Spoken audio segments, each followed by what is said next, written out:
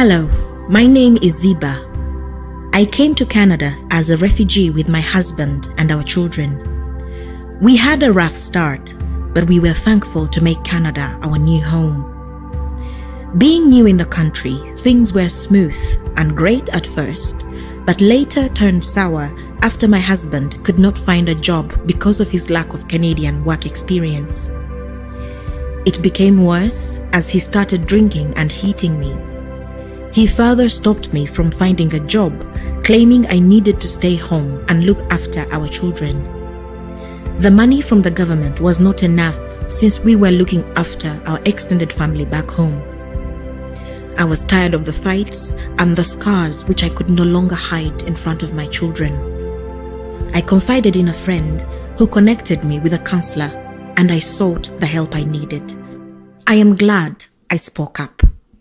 Break the Silence in COVID-19, presented by the Artists and Artisans Development and Network, funded by the Red Cross Canada.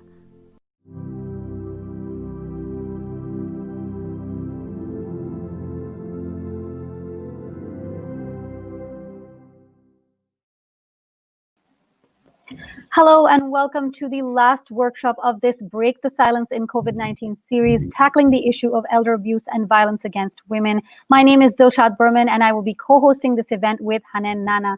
Welcome, Hanan. Welcome. Thanks so much. I'm so excited to co-host with you as well.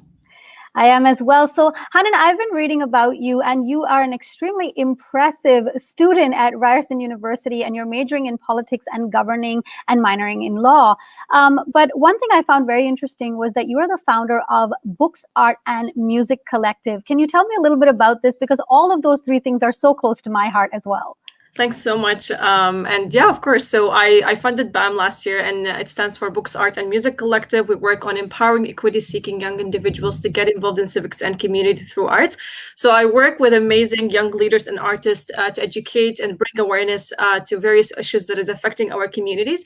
But what we do, we bring the art because we believe art is a universal language, and our events and our spaces are so creative. We work with young artists on campaigns, and also we work on entrepreneurship training. So it's great to work with young people. They give hope, and I'm enjoying it so far.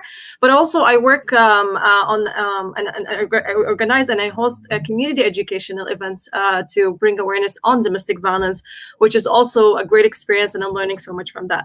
But I also did my research. I learned so much about you, and I know that you came as an immigrant to Canada, and it's almost 15 years. And now you are working as a multimedia content creator and a reporter for City News Toronto and also for 680 News. So I would love to learn more. Tell us more about yourself. That's right. Like you said, I'm an immigrant to this country. I've been here for a very long time now. Of course, it takes time to establish yourself, but now I am very happily ensconced in the news media as a reporter and a journalist. And, you know, over this time of COVID-19, it has been such an intense experience reporting and in educating people about what's going on. Mm-hmm. And one of the things that we've really noticed, we've been reading the stats and we've been researching this, that, you know, domestic violence overall has gone up. And so when I was asked to host this and be a part of this, I jumped at the chance. It's something that's very close to my heart. And like I said, it's not something that's really easy to talk about. It's not easy to report on. Even as a reporter, you keep that journalistic distance, but really it does affect you. And so this is something that I have been looking forward to for a little while now. Amazing. Thanks so much for sharing. You're definitely inspiring. And of course, thanks for covering those stories, specifically like during the pandemic. So thanks for all you do. Absolutely. So thank you everyone as well for joining us today. And through these past 2 months of October and November that we've been doing this series, I want to give a special shout out and a thanks, of course, to Artisans Development and Network for spearheading this very needed conversation, and a reminder to all of us to be kinder to one another. Violence is never the solution. No. And as you mentioned, this project was funded by the Red Cross. So thanks so much for funding this project. Without your support, this cannot be happen. And of course, to the board of the Artist and Artisan and to Geisha Production Company for the huge effort and support for in public relations and artist management. And just to reflect on this workshop today, before we dive into like the performance, I wanted to share a thought on why it's important, the work that Artisan is doing now, bringing the community and artists together to perform and to share their thoughts on gender-based violence. As you know, the United Nations has identified the 25th of November of each year is the International Day of Elimination of the Violence Against Women. But I think one day is not enough, and I'm so glad to see Artisan is hosting multiple series. For example, like the past October and this month of November, they've been doing a lot of series, and that's what we need. We need to keep working together to keep engaging community leaders, and also I think the outcomes of this series is the huge network that we're making and connecting with each other, and also the resources that we're sharing. So I'm so glad and grateful for what Artisan is doing, for sure. Absolutely, I completely agree. And like you said, November 25th was just this past week, and I've been spending the week actually reflecting on this particular day, International Day for the Elimination of Violence Against Women. The UN has said that this is a shadow pandemic that is hand in hand with the COVID-19 pandemic, and it's something that I'm so glad that we're shedding light on today. 100%. And if you, Dive, would like to give us a little bit of brief history of Artisan and development, so our audience could also know about the history. Absolutely, yes. So Artisans Development and Network was founded in 2014 to provide resources and community development for artists and artisans who are immigrants to Canada, much like myself. AADN started by helping artists participate in community events and festivals to promote and display their works.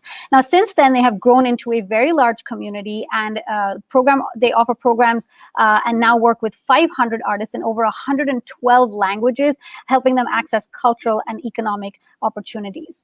The AADN's mission is to provide support and opportunities for economic and social development to artists and artisans of all artistic practices who are newcomers to Canada or from other visible minority groups. Thank you. And I will share a little bit about our vision as well. Our vision is to create a platform that brings awareness to underrepresented communities, members in our communities, and together we will promote intercultural understanding, collaborations, and community building. And of course, the community is the heart to this series, Breaking the Silence COVID-19 series.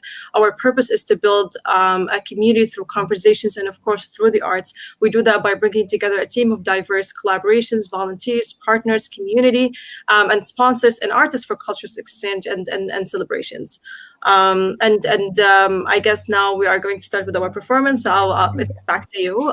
Yes. So if you've been following these workshops, you may have noticed that we've had the pleasure of hosting a lot of various artists from different cultural backgrounds and different stripes. There's music, there's art, dance, poetry, you name it. And so today we have the one and only Rosemary Njenga, who is performing for us. I'll tell you a little bit about Rosemary. She's a remarkable performer. She describes herself as an artist with a strong sense of emotion, and being on stage is very, very special to her. She's also participated in theater, and she likes to write her own music and perform it as well. And through that, she's able to share thought-provoking stories and uplifting sounds. And Rosemary hopes to start a holistic theater company that engages people spiritually, intellectually, physically, and emotionally. Take it away, Rosemary.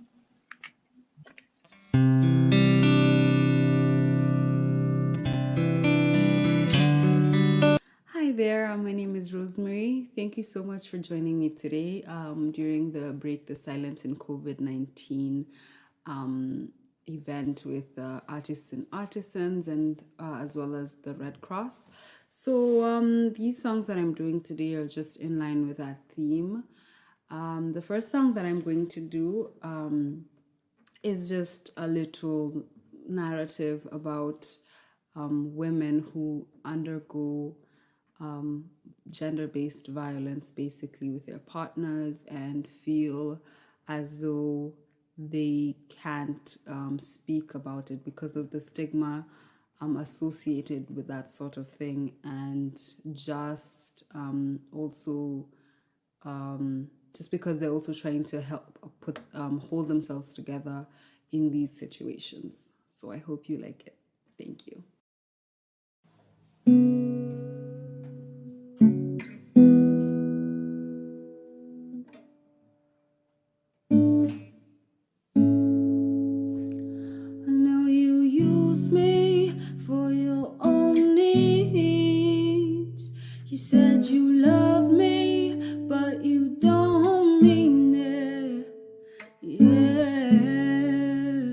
I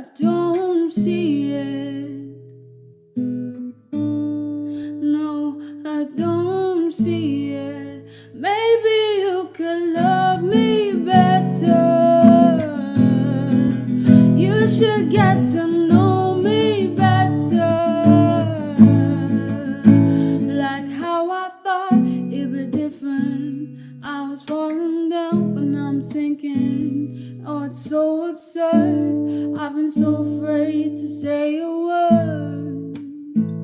Yeah, I've been robbed of my purity and my pride. I think you ruined me deep inside. Ooh, yeah, you say hush, and I wanna scream. It's like you don't know what you do to me. You don't know, you don't know, you don't know. You don't know, you don't know, you don't know.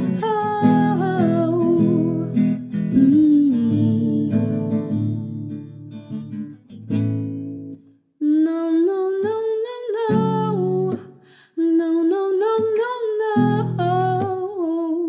No.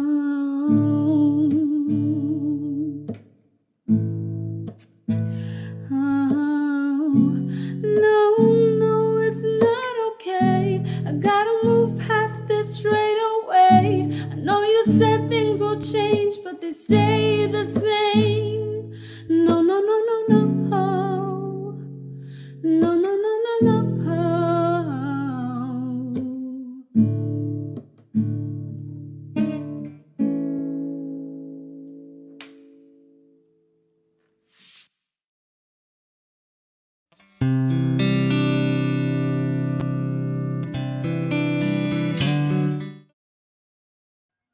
This was absolutely amazing. Thanks so much for sharing, Rosemary. And of course, it's not okay. Breaking the silence is important. So we truly appreciate your time and sharing your talent with us today.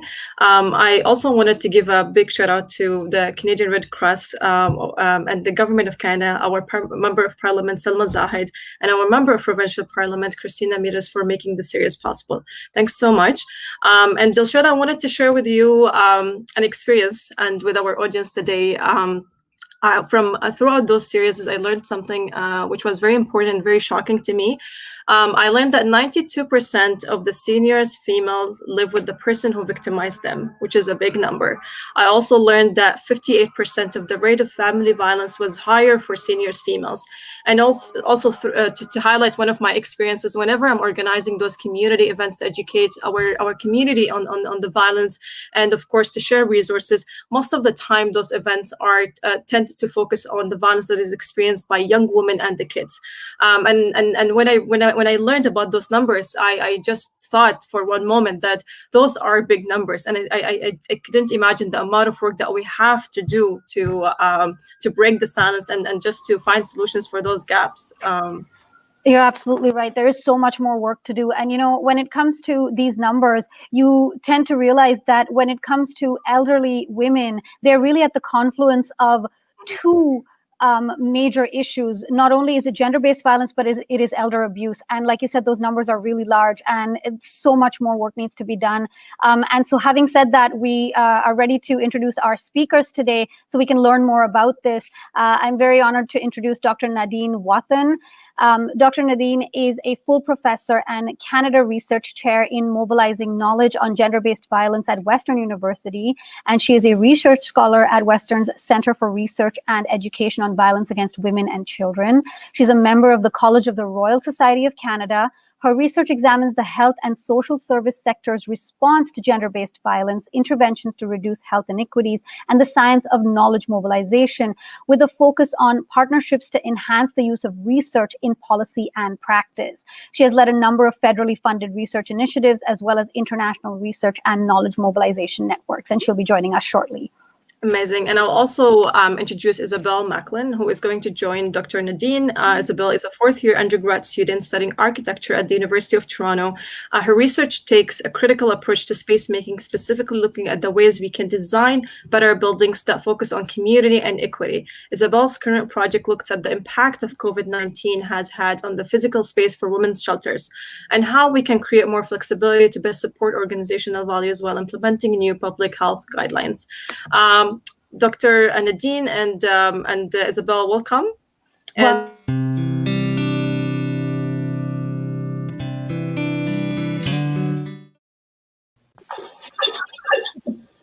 so welcome to our speakers. Thank you so much for joining us today. Thank you so much for having us, and thanks to AADN for inviting us to do this. This is such important work, and we're just delighted to do this during the 16 days of activism to end gender-based violence. Thanks for having us. Thanks so much. And before we get started, I just wanted to encourage everyone to submit your comments and your questions in the comment section. We will be address those questions in the Q&A session. So take it away, Dr. and Isabel. Great. So I'm just sharing my screen, and hopefully Brian is going to make sure that that is up. I would, before we start our presentation, like to acknowledge that the land where I'm sitting now, and I know that we're in different parts of Canada and maybe at Turtle Island sitting in different places, but to take a moment to reflect on the traditional lands on which we sit. Where I am right now in London, Ontario, is the traditional lands of the Anishinaabe, the Haudenosaunee, the Lenapehoak, and the Attawandaron peoples on lands connected with the London Township and Sombra Treaties of 1796 and the Dish with One Spoon Covenant Wampum.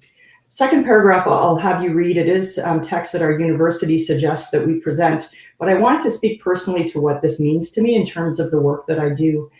To me, this means that when I study the issue of violence against women and children and gender-based violence and health inequities more broadly, it is very important that I do so with a lens towards supporting a better narrative for Indigenous peoples in this country, for being a good ally and ensuring that the data that I produce is properly contextualized and does not replicate harmful stereotypes and narratives around Indigenous peoples in this country. So my commitment is to do research that enables better relationships between our nations and also provides data for better policy and practice to support all of our people, and in particular Indigenous peoples.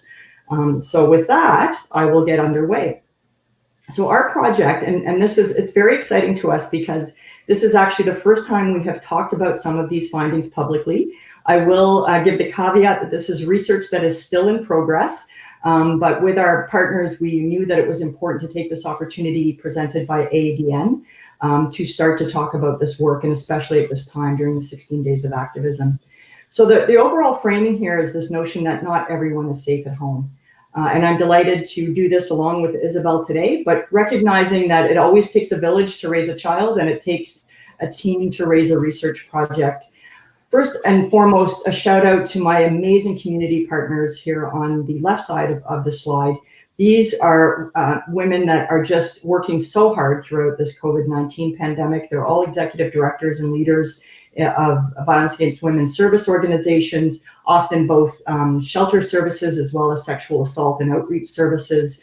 And they recognized early on in April, as we started to see the impact of the COVID-19 pandemic, but also the response to the pandemic on women's safety and on the ability of these agencies to provide service.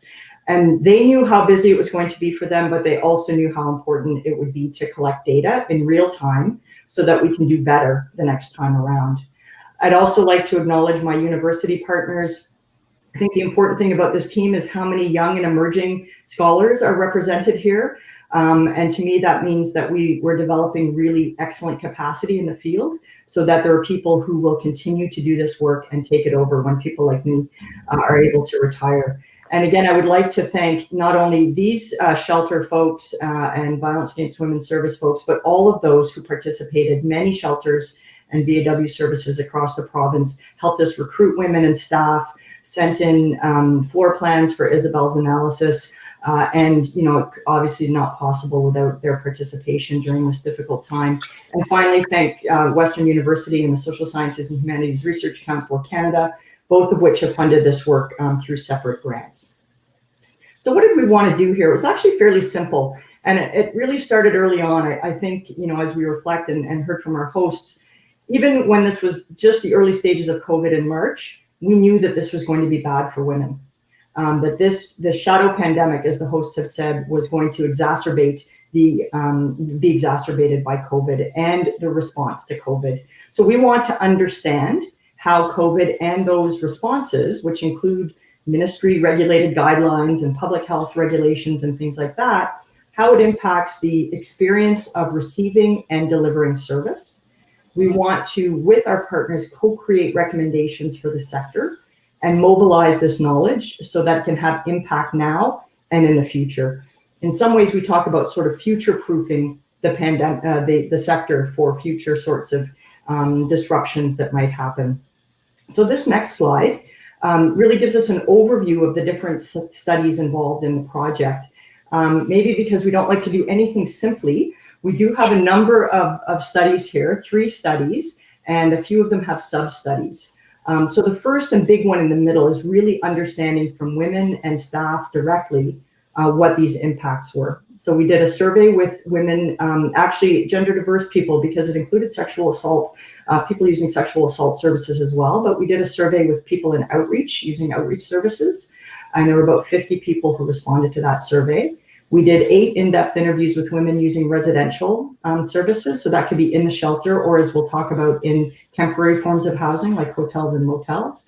We talked to 25 different staff members from approximately 10, I think, different shelter services across the province in different roles and in different areas.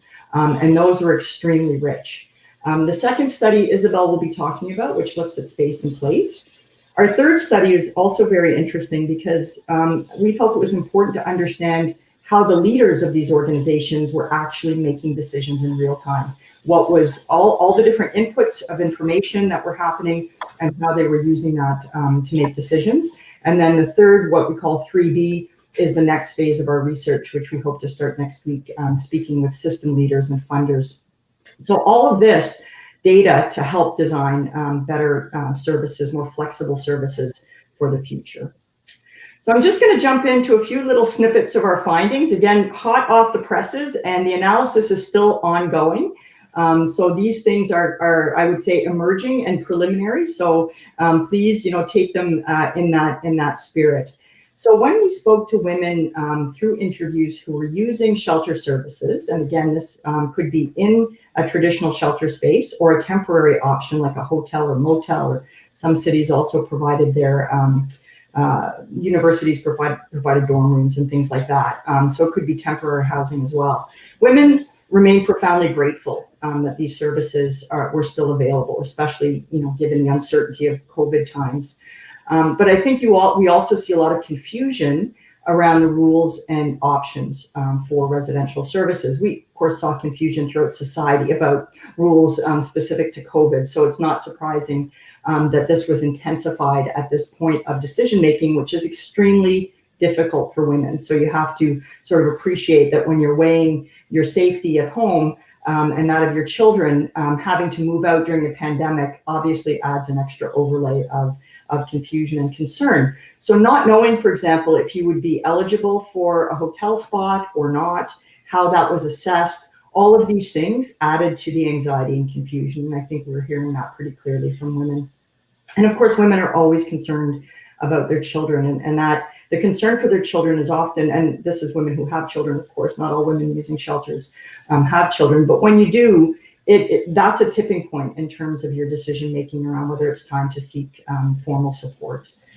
And then we certainly heard things like frustration with accessing other services. So as COVID and its impacts rippled out into other sectors, you saw things like, housing offices being temporarily closed or processes really slowing down as those organizations were trying to shift and start to operate under the new normal, and especially courts as well and court processes. So those pathways to other services that would help women break free from violence were also disrupted, and that added additional stress to women's experiences.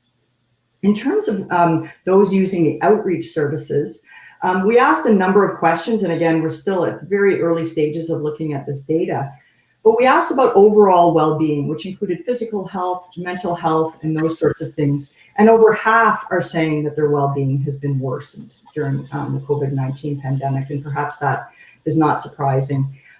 Interestingly, about a quarter felt less safe, but a quarter felt more safe. And again, we haven't fully analyzed this, but this might be related to the fact that some of our respondents in the survey were using sexual assault services and would be less likely to be living with the perpetrator. So therefore, that separation from the potential perpetrator might make them feel more safe, but we have to do a bit more analysis on that. About a third of the sample talked about new fears laid on them by their partner. Things like the partner threatening to kick them out of the house if they were exposed to COVID, or blocking them from getting COVID tests, or things that were about controlling her, specific to protecting herself from COVID, or threatening to give her COVID if she didn't, comply with his wishes. So that's a new sort of coercive control that is sort of overlaid on top of existing tactics that abusers often use. And then about half of respondents in the survey thought it was harder to get service. And this is things like not wanting to use Zoom, or phone, that they really miss the face-to-face interaction with their counselor and would rather not have service than use those technologically mediated. But some thought those things were fine. So again, every person's experience is unique, and their pathways to safety are unique. And that is something that these services do extraordinarily well, understand individual women's needs. So I do like to highlight the voices of those who participate in our research. So I've got a few quotes and a few slides like this. So this is one woman at the top here really talking about wanting to return to in-person counseling. And, maybe we could use these protocols, masks and so on, but it would be so much more comforting to talk in person. And that is certainly something that we heard from women and from staff. And then the stress around children. So everybody was feeling stress around their children when schools closed and so on. But imagine having your children in a shelter, and then all of a sudden they're not allowed to interact with the other kids in the shelter. They're not going to school, and they're maybe locked down in a room with you for weeks on end. So that, try to put yourself in that situation, and you'll sort of understand these stresses. And then we talked to a lot of staff, and boy, my great respect to the primarily women who do this work. It is incredibly difficult work. It is not, you might understand, well-paid work, but these are incredibly dedicated women who do this work. And some of them had been in the sector for over 2 decades. So they're very committed to their work. And some of the things that we're hearing from the staff as we analyze the interviews, there was that ominous silence at the beginning. And I think we've seen this in news media and other reports, that early on the phone stopped ringing. And that made people very nervous because the violence wasn't stopping. We knew that. But what was going on? Well, the control and the being with the perpetrator 24/7 was making it more difficult for women to reach out for help. And that was very ominous. We heard words like ominous, eerie, scary, frightening, etc. And then later, as the restrictions started to ease up, you start to see a surge in needs. And again, this is data we're starting to see in other national surveys in Canada, for example, by Women's Shelters Canada and by Ending Violence Association of Canada and ANOVA. And I'll show you a slide at the end with some links to those reports. But we're seeing similar patterns. And with our qualitative data, we can sort of bring those numbers to life.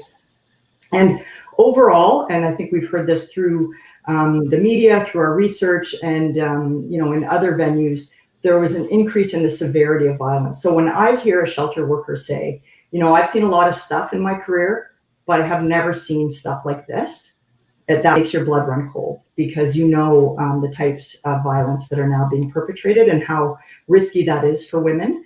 And we do know that the time when women are seeking formal help and maybe starting to take steps to leave is the time when the risk of death goes much, much higher. And we did see that early on. Some of the femicide rates were certainly rising. We also heard from staff that they too really felt the loss of face-to-face service. They like to interact with the women. They like to see the kids in the shelter, but they also saw that, text, phone, video, they have a place in the work. It was better than nothing. So that's a theme that we saw. The other thing that many of the workers had to do, as many of us in the broader society had to do, was start working at home. So imagine though, the work that I'm doing at home, I'm teaching my class, I'm maybe writing some papers, analyzing and coding data. That's one thing. But when you're bringing those counseling interactions into your house, you are bringing trauma into your house. And, these women have very good mechanisms for caring for themselves. But usually it's separating what happens at work with what happens at home. And now that work is happening at home. And I think we need to pause and think about what that looks and feels like when we start to think about the impact on these workers. And then they spoke about just the general challenges to being able to do good work, to do the work in the ways that they want to do the work, to be trauma and violence informed, to understand that, putting women in lockdown might replicate the sorts of, coercive control that those women are fleeing from, right? So again, if you can't leave your room, that could trigger you, because if your abuser was forcing you to stay in your room and not letting you go out, that can certainly replicate those feelings of isolation. So again, a few quotes from the staff, and this first one is the point I was just speaking with. So, wow, it feels like a prison. I wonder how many of these women, that this is reminding them of what was happening at home, what their abusers were doing to them. And another just saying right out, I don't like the way the work's changed. I really don't. I'm a people person. I love talking with the women. I love spending time with the women and children. And that's really diminished. I can't hold the baby. I can't just, give that mom a break so she can have a nap while I hold the baby. And a couple more, we used to hug them. These women come into the shelter. They've left everything behind. They probably miss their partner. Many women don't want the relationship to end. They just want the violence to end. So they're grieving the relationship, they're worried about their kids, and those hugs are really important. And I don't know about you, but I also miss hugging my friends and colleagues in the last 8-9 months. So you can imagine how hard this is when that's part of your high-touch, empathy-based work, when you can't hug people. And then on top of it, this worker is empathizing with women. On top of it, you're made to feel like a leper, that, if I go near you, I'm going to catch something. So that is really antithetical to how women in shelters do their work. And I think that's an important thing to remember. And then this last point about the bringing it home piece. And this woman, this was actually a longer quote that I cut down, but she would say, look, at first it was great. I'd work in my sunroom. I could see the kids out in the yard, and that made me feel really good. But then, the more it went on, I started getting a sense I didn't like working in my sunroom anymore, because what I was hearing and then juxtaposing that against watching the kids, it was just not good. I started feeling anxiety. And then she talks about now moving to the basement so she can keep those two things separate and really keeping boundaries around her day. And then finally, what agency leaders are telling us. So we had, 24 different EDs, mostly from Violence Against Women services, but a few others that were part of pre-existing groups, other organizations that serve vulnerable women, who get together basically to kind of look after each other and share good practice and support. And I think, leaders were seeing that their communities were trying very, very hard to support their work. For example, cities providing hotel spaces. But we have to remember that these organizations are quite vulnerable, okay? Their operating budgets rely a lot on donations. So at first, when donations went down, because we were all worried about, finances, job loss, things like that, their budgets were impacted because there wasn't that stream into operating from donations. So that's extremely stressful. And, it takes a while for the government to sort out how it's going to accommodate those sorts of shifts in budget. And the costs don't go down. You still have to pay your staff. In fact, many costs go up because you have to pay for cleaning, you have to pay for personal protective equipment, et cetera, et cetera. They also commented on, many of these services are funded by multiple different ministries as well as donations and other sources. So if you've got Ministry of Health requirements, and you've got Ministry of Child, Community and Social Service requirements, and you've got Ministry of Attorney General requirements, and they're all different, how do you accommodate those and decide which ones to follow? So I think that confusion added to the stress. And early on, it wasn't clear, and I think it took about a month for shelters to be deemed essential services in Ontario. You'll remember that was a discussion, and then along with that came the notion of a pay top-up, hazard pay, if you will. And it was very confusing to everybody at first, how to make sure they were essential and how to make sure that their staff got this hazard pay. And I think, again, this notion of shelters and violence against women services as feminist grassroots organizations that do things in a trauma and violence informed way, many of these protocols went against that, okay? So harm reduction is a really good example. Many shelters operate on a harm reduction model, which means that they will not allow substances, drugs, illegal drugs on site, but they understand that, some of the women in their care might be using these substances. So women can go off site to use substances, and then they're supported when they come back, make sure they're okay, there's no overdose, that sort of thing.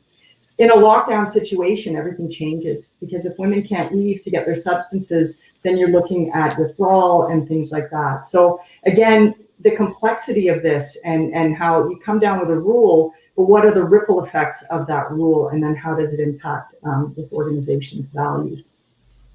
So this, I just pulled one. There are many terrific quotes from the executive directors, but this is one that sort of captures not only how confusing and difficult and stressful it has been and continues to be, but how quickly all these decisions had to be made. They're moving fast. You have to move with conviction. And I said this to my leadership team, whether we're solid or not, people expect you to be solid. So I can't be leading my group and feeling vulnerable. My face to my staff has to be strong, supportive, and really listening to their fears. But again, these leaders and all other leaders that I've seen, whether it's in a university or in a healthcare setting, the stresses on them are incredible. And having to make decisions, you'll be criticized, whichever decision you make. And then tomorrow the information changes and you have to make a new decision and you'll be criticized. I think we need a little bit more empathy for people who are in these situations. So I'm going to turn it over to Isabel now. She's going to talk a little bit about study 2, and then I'll come back and give a higher level overview of where we're headed with this. Thank you. So like Nadine discussed in the beginning, from the start of this project, we were really interested in how COVID and the protocols that are enacted because of it have impacts on these shelter spaces. If you think of a typical shelter space, they are usually designed to kind of cram as many people into them as possible, and that just does not work with our current condition of COVID. So what we ended up doing is actually getting 15 shelters to send us their floor plans and the protocols that they're using in terms of infection control and just how they're using their space under these new kind of guidelines. And we actually mapped those protocols onto the floor plans to see how much of the space they were losing because of these new guidelines. So if you could go to the next slide.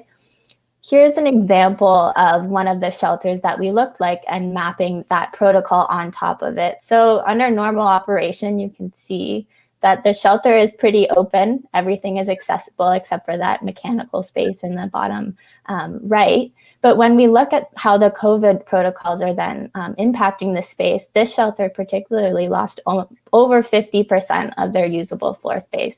So that includes bedrooms, community rooms, their backyard, the staff office spaces that were now working from home, the meeting spaces, anywhere where people were congregating in more than one or a family unit.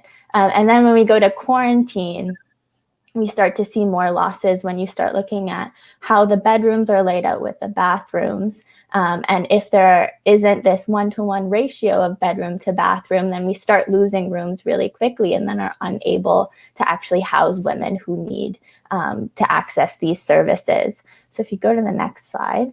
So these are the kind of overall findings from these 15 shelters. So as you can see, on average, shelters lost over a quarter of their floor space, which is really significant when you're thinking about how people usually move through these spaces.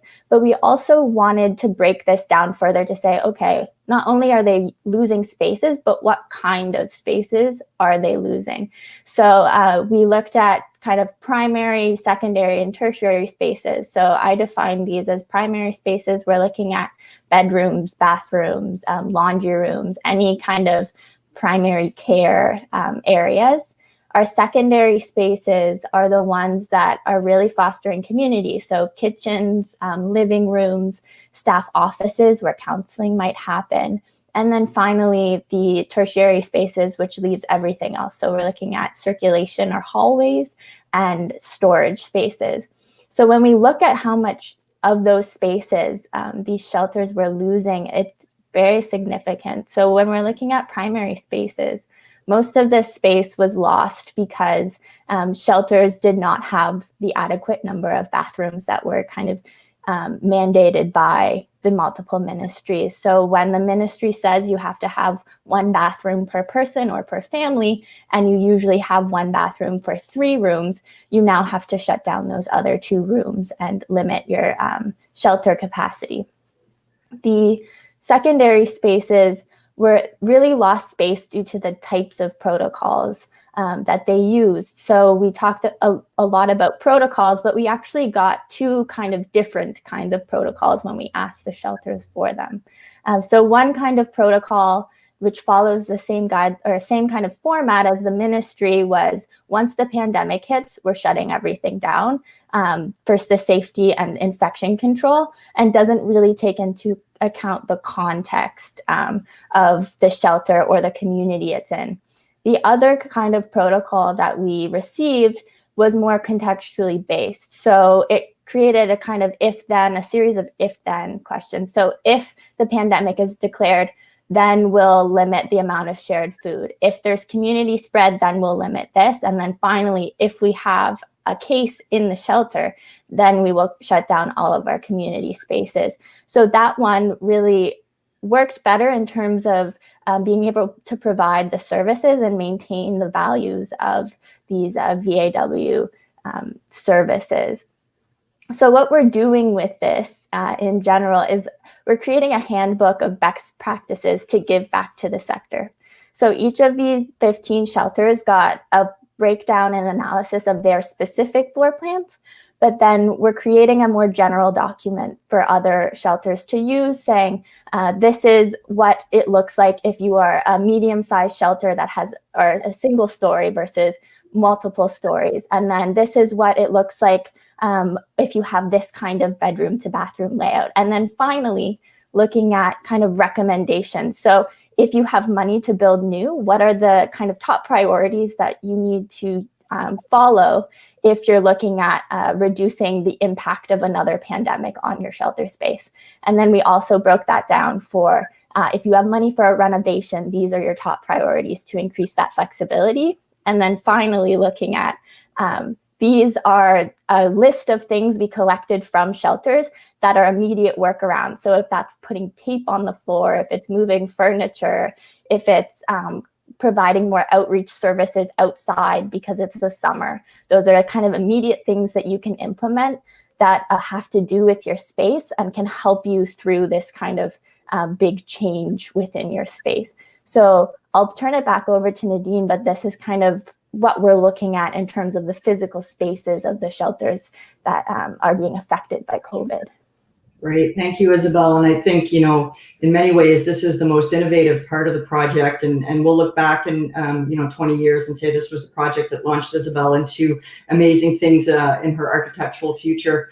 So I just want to give a few wrap-up slides, and I am attending to time, so I might go through these a little bit quickly.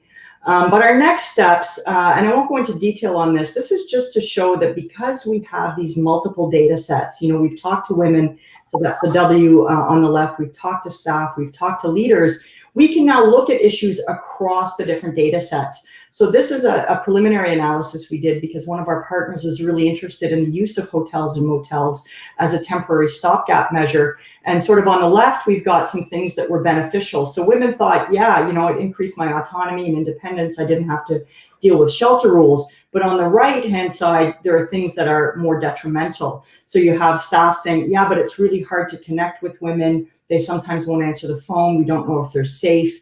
And then, leaders saying we're concerned about security. We hear things like parties going on in rooms or just, less safety around the building or partners showing up and things like that. So we can now start to look at some of these issues across the different data sets and really enrich our understanding. I guess in terms of some emerging, big messages or key messages, these are the things that we're starting to reflect on. So as we know, across society, COVID has really laid bare gaps, inequities, and structural weaknesses in the way that we've set up our society.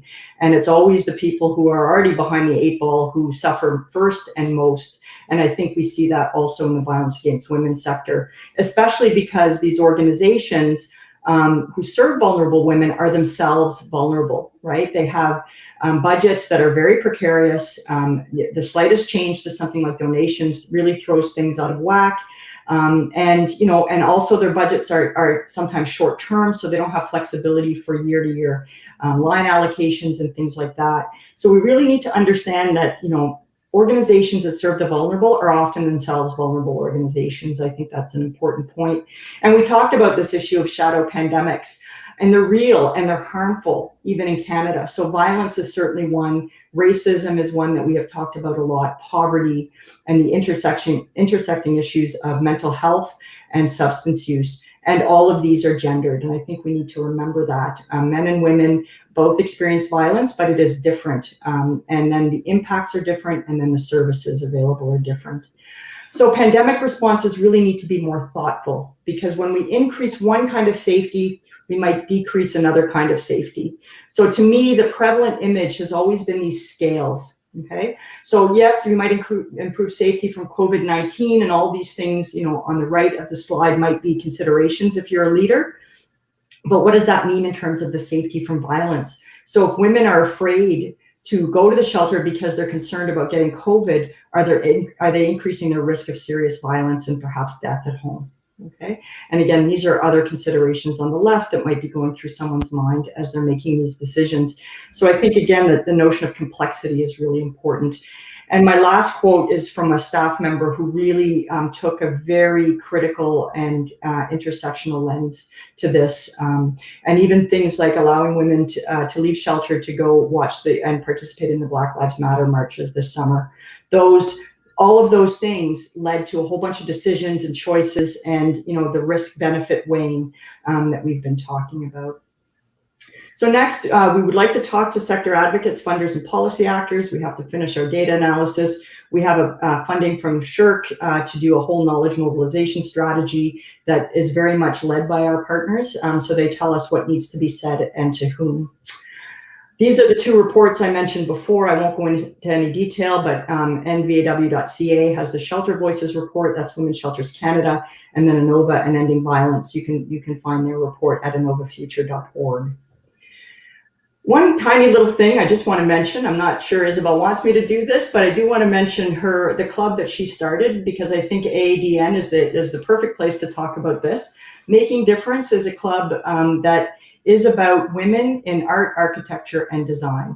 And a few students, including Isabel, started this club at the University of Toronto called Making Difference. The Instagram address is @MakingDifferenceTO. And this poster that you see is the first in a series of posters commissioned by artists, and to feed back some, so that they become known, but also that they get a little bit of income generated. So please visit Instagram and see Making Difference. And that is our presentation. So that's our contact information. Please feel free to reach out if you have any questions or follow up. Thank you.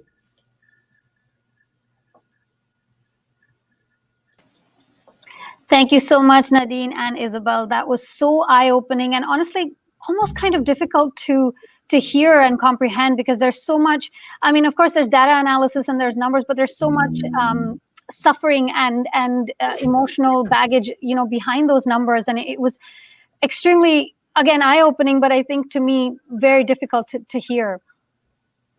Yeah, no, I agree, Dilshad. This is it. There are always voices and stories behind these data, and we have to respect that and keep those in the forefront.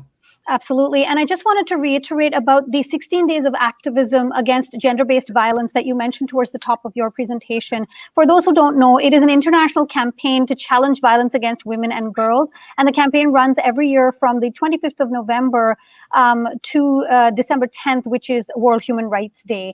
And so based on that, we've actually had some comments come in over this conversation that we've been having with our two experts. One of the comments, Tasawuf says, when it comes to education, it has to start inside every home and starts with the parents. If a child sees that there is respect between the parents, then the child will learn to be respectful. Children learn from what they see in families, and everybody has a role to play to end violence. And I truly think that's such a succinct way of putting this. I mean, so much of how we raise our children, informs what the next generation is going to be like and what the next generation of women will have to go through. Yeah, I mean, I always say you live what you learn as well. If that's how you grew up, it's difficult to imagine another reality. So we need to break those cycles, those intergenerational cycles of violence. And I think there's great work in Canada to do that. We just need to keep pushing, because I think this pandemic might be setting us back rather than helping us move forward. So we're going to have to work twice as hard. Absolutely. And I think at the very beginning, when you said, staying home is not always staying safe. That itself is just such a powerful line, you know. I think for all of us, we feel like home is a safe space. It's our refuge. It's our haven. And for so many women out there, it's just not. It's the worst place. And again, thank you again for putting this presentation together. It was really powerful. Thanks so much, everyone. And definitely it was informative, and we're receiving a lot of comments that was very well presented, and the findings were so detailed. So thanks so much. And now I will go to our break, and we're going to go with our lovely and amazing artist of the day, Rosemary. And Rosemary, take it from here.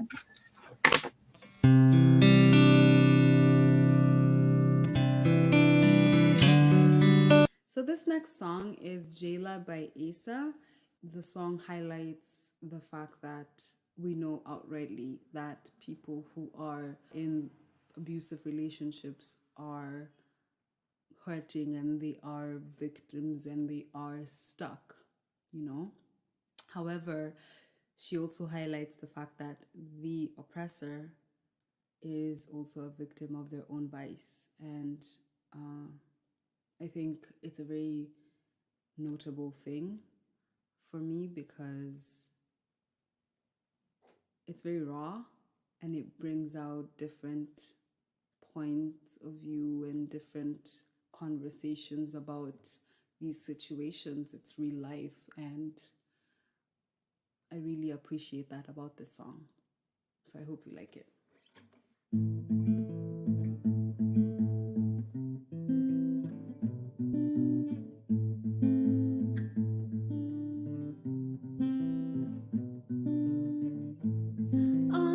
Chains and you're in chains too. I wear uniforms, you wear uniforms too. I'm a prisoner, you're a prisoner too, Mr. Jailer. I have fears, you have fears too. I will die, yeah, you say you die too. Life is beautiful, don't you think so too, Mr. Jailer? I'm talking to you, Jailer. Stop calling me a prisoner, yeah, yeah. Let he who is without sin be the first to cast the stone, Mr. Jailer. Mr. Jailer man, Mr. Jailer man.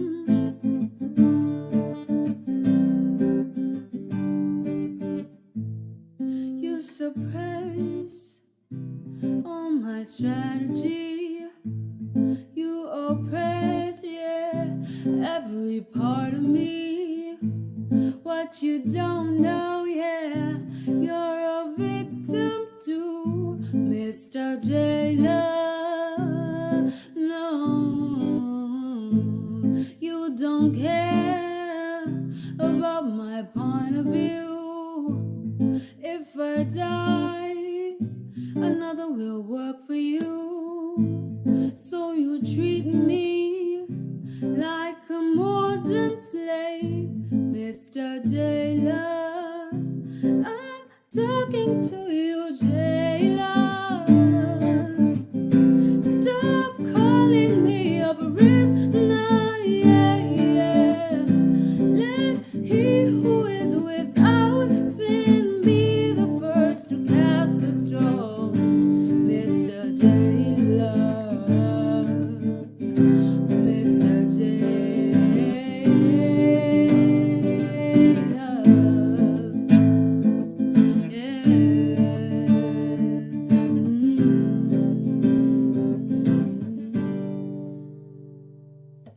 Jailer,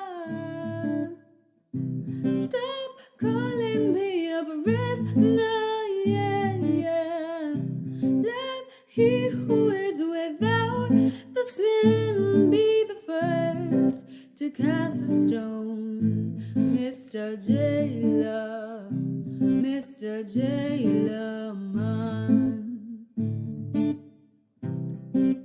Yeah, yeah, yeah.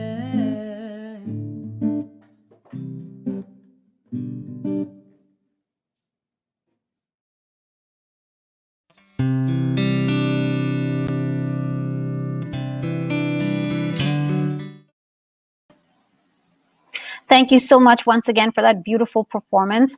We are now going to go into our Q&A session. We've got a few questions that have come in. So let me start with this one from Ronald Assi. Ronald says, you know, divorced women are not allowed to participate at functions in certain communities. They believe that a divorced woman is a bad sign, even in highly educated people. What are some of the options to change this from the grassroots level?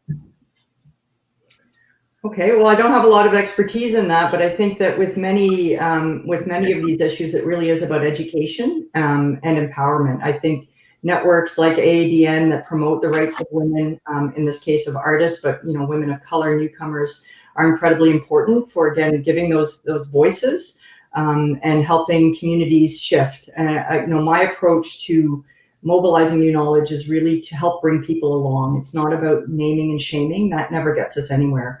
It's about you know, trying to really have an exchange and come to a point of common ground. Sometimes it's not perfect, but you know, with some effort and some mutual respect, you can start to shift hearts and minds. Absolutely. Thanks so much, Nadine. And I have one more question for you and to Isabel as well. The question that we received is, what have been some of your challenges as you collected this research? Oh, that's a great question. So, you know, obviously trying to do research with these organizations while they're in the throes of the biggest challenge that they have faced as organizations, I can say, you know, with some certainty that it would certainly be a top challenge, was not easy. So again, the fact that we got so much data tells us that people were ready to talk. I personally would have loved to have more data from the outreach survey, but I think that the situation that women were in, where they were perhaps under more surveillance from an abusive partner, made it difficult for them to participate. We used many strategies to try to increase data collection, but eventually just realized that, you know, it's probably the context. And I guess the other piece is, because shelters, their space was so restricted, as Isabel talked about, there were women staying, so therefore there were women to interview. So, you know, I'd love to have more data on the women's side, but I think asking the shelter staff their perceptions of the impact on women, on their clients, was a way to round that out. I'd also just like to add that because everything was changing so quickly, that it was often difficult to say, you know, this is the protocol now when I'm looking at space. It's really only that protocol for that given day. So really updating everything to make sure that it reflects how things are changing and that it's still useful. Thanks so much for sharing. And also one of the other questions that is also more about the strategies that you used. So the question is from Samara, and is, what are the coping strategies are available for the victims? And that could be from your research findings. Yeah, I think there are obviously some wonderful organizations that provide, you know, information for women who need that sort of support. So learningtoendabuse.ca, shelternet.ca, I believe I got that right. But Women's Shelters Canada has a lot of resources that would be a place to go to find links to those. Learning to End Abuse, Neighbors, Friends, and Families. These are wonderful resources. And Neighbors, Friends, and Families at Western University also has tailored resources for different cultural communities and in different languages. So those would be good resources. Amazing. So thank you so much to both our speakers today. Thank you for joining us. Thank you for sharing your work and your research and shedding light on this very, very important issue for us today. Thank you for having me. Thanks so much. Okay, so I'll take a quick moment here to acknowledge our supporting teams for Artists and Artisans Development and Network. Its board members and all of our volunteers. The partner agencies are Positive Community Development, Creative Joys, Chaplet Films, IDRF, Ryerson University, Trios College, U of T's Diversity Cultural Association, Swar Gunjan Music Academy, and many others. And Hanan, take it away as well. And of course, I would also like to acknowledge the amazing support support and the effort that our team did behind the scenes. Shireen Mandani, Gloria Gift Nanokanda, Manal Hussain, Brian Kizala, Blessy Rigolas, and Mary Carmen Taylor. Thanks so much for all the work that you did, and we can see the great results that you delivered. Absolutely. And thank you again to our speakers, our featured artists today. Those songs were so touching and so meaningful. We'd also like to once again acknowledge Red Cross Canada and AADN for once again shedding light on this issue and bringing it to the forefront, because honestly, talking about it and conversations are where it all begins. And unless we start, like we've been saying all this time, breaking the silence, there is no step forward before that. So I'd also like to encourage everybody to please follow AADN on social media, on Facebook, Twitter, and Instagram. And if you need to get in touch via email, you can do so at info@artisandartisans.ca. That's info@artisandartisans.ca. Thanks so much. And I would like also to read the name of the speakers that participated in the series since October and now in November. I'll start with the names. Thanks so much for Dr. Rasha Wahid, Idi Jujamba, Nia Bajaj, Rian Bridot, Karen L. Friedman, Tara Manteller, and Katie Schlington, Dr. Abdulhamid Haithani, and the Honorable Salma Zahid, Member of Parliament, and Dr. Nadine Wathen and Isabel McClan. Thanks so much for the time and for the insights, for your shared stories and learning experiences, and for all the work that you continue to do to support our communities, and all the perspective and field of expertise that you shared, especially about the topic that discussed in Break the Silence in COVID-19 series. Absolutely. And I'll give a shout out to all of our wonderful performers that enhanced this experience for us. Let's start with Rachel Steiker. She was actually the youngest performer for this project at just 12 years old. Paromita Kar, Bray O'Brien's, Queen Lamoy Simmons, Nana Valajam, Tina Ford, Idris Lawal, Gloria Gift Nankunda, and of course today's performer, Rosemary Njinga. Thank you for the music, dance, poetry, and giving us a chance to internalize and process the information that we received during these workshops. Thanks so much, Dilshad. And before we wrap up this series, I wanted to remind the audience today with a few helplines that are very important to add to the list in case if you are seeking help or if someone else in your network is seeking help. So the Assaulted Women Helpline number is 1-866-863-0511, and the Victims Helpline is 1-88-579-2888. The Advocacy Center for the Elderly is 1-855-598-26 and 56. And of course, call 211 for any general information, referral, and support for the seniors, and to learn about the programs and the services offered to you in Ontario. Absolutely. Just on a personal note, I've been talking to the Associate Medical Officer of Health every week regarding these resources that are available. And 211 is actually one of the numbers that you can call for mental health resources as well. It's very important. It's city run, and they will try to get you the help you need. So that's a really good number to have as well. And then thank you again just for everybody that has been on this journey with us. Thank you for watching. Thank you for your comments, being part of all of this, and for 2 whole months of information, realization, acceptance, reflection, and compassion. And of course, those sessions were a lot of sessions, but I just wanted to remind everybody with the main theme that we wanted to address in those sessions, and just give a briefly idea of what we were working on. So the elderly abuse and the violence against women are huge issues, and those issues are not easy to discuss in our communities.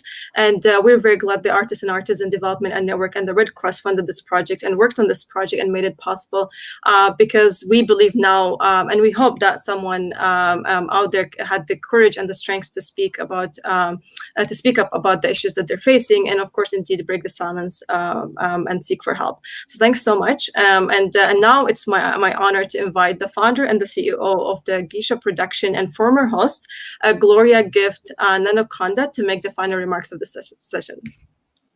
Gloria? Hello, ladies.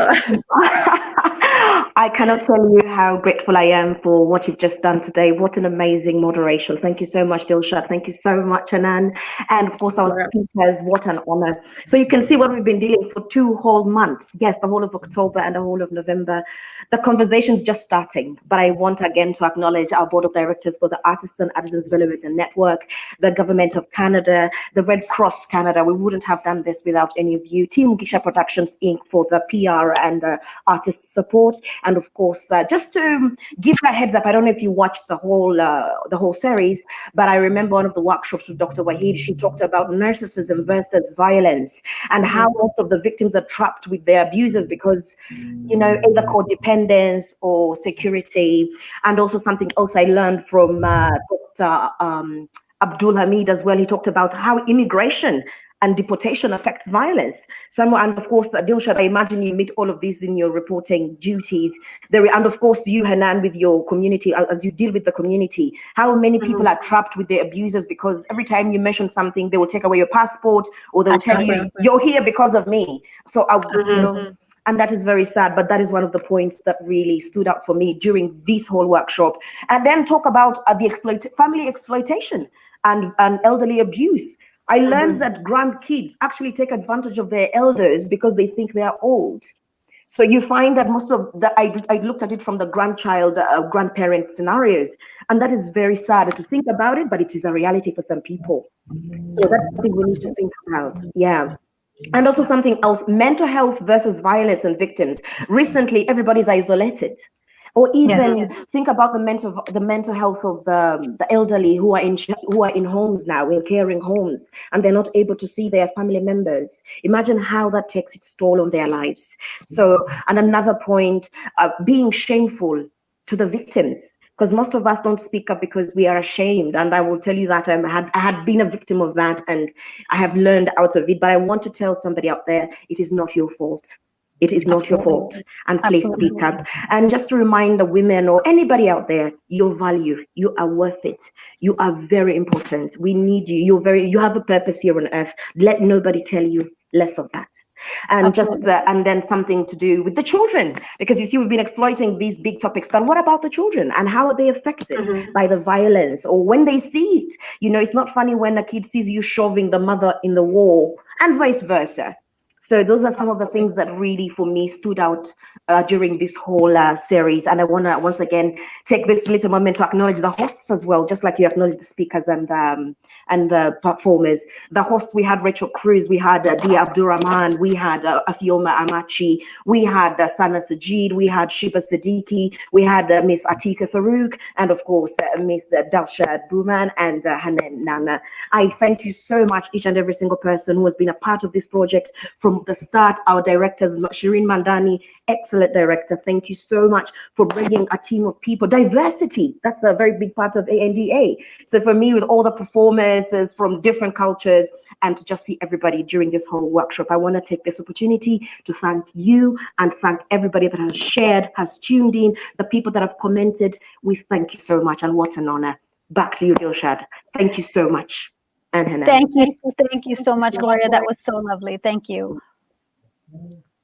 And so I think we go straight into our closing performance now. I just want to say thank you to Hanan as well. It was such a pleasure to co-host this event with you. Thanks so much. It was amazing learning about yourself and about the work that you do. And please keep the work that you're doing. It's amazing and so inspiring. Thanks so much. Likewise as well.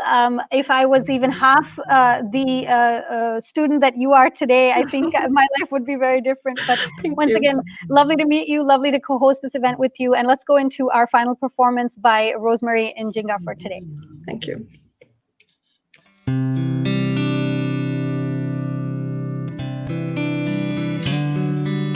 So this last song is an original. It's something I penned down. This is just a little narrative about someone who does feel stranded, and it's just they have this inner dialogue where they know that they do have to speak and be vocal about what they're going through. So it is, in fact, a breakthrough moment for them because they know what needs to be done, and they are being decisive about it. So I did enjoy writing this song as well.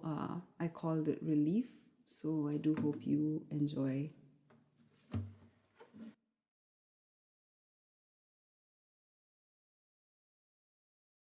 Oh, it's just been a long way to find relief. I'm not sure where you are. I'm not sure where to find you. Are you a wishing star that I can call upon for help? I'm not sure where you are.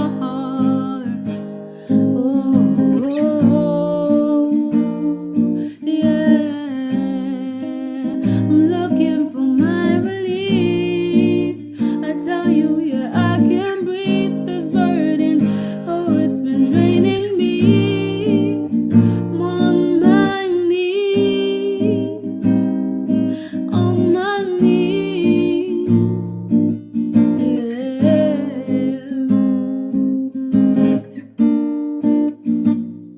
You're telling me, say something, that you're giving up on me. Listen, I will speak. Yeah, I'm gonna cry for help. I'll do it again without no regrets. There'll be no regrets this time. A long way to find relief. I'm not sure where you are. I'm not sure where to find you. Are you a wishing star that I can call upon for help? I'm not sure where you are.